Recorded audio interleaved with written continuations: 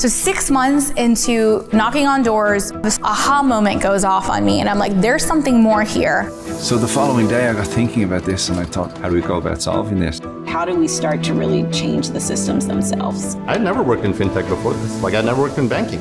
Like, why should I be starting a bank? And I felt it in every bone in my body. And you just can't eat, sleep, and think about anything else besides that idea. I get a little chill down my spine knowing the power that one individual has. I first went to Benny and said, I think I'm gonna quit my job and I think you should too. He was like, what are you talking about? So are you crazy? Yes, but like if you weren't crazy, you would not be doing startups. And I come into the room and I pitch what I think is the greatest pitch of my life. And crickets. And a little bit of snarkiness. And I just felt more defeated than ever. We got to a stage where we had €237 left in our bank account. I remember looking at it and being horrified.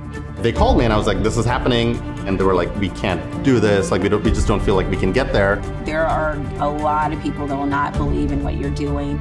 Even potential prospects, right, who you're trying to sell, that in the beginning will not understand what you're doing either. People will give reasons why you can't do something, and it's up to you to figure out how to do it.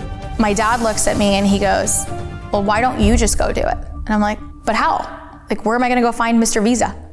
And he's like, you'll figure it out, but you should go do it. Starting something is hard. That second level, third level of like hunger and fire that you can't teach. So I never viewed it as, I'm going to start a startup. We are about to give voice to people that have been voiceless. This is 7 days a week. This could be 10 or 11 hours a day. I do go to bed exhausted every night, but I wouldn't do anything else. I think like the biggest myth I could bust for any entrepreneur is that it gets easier when.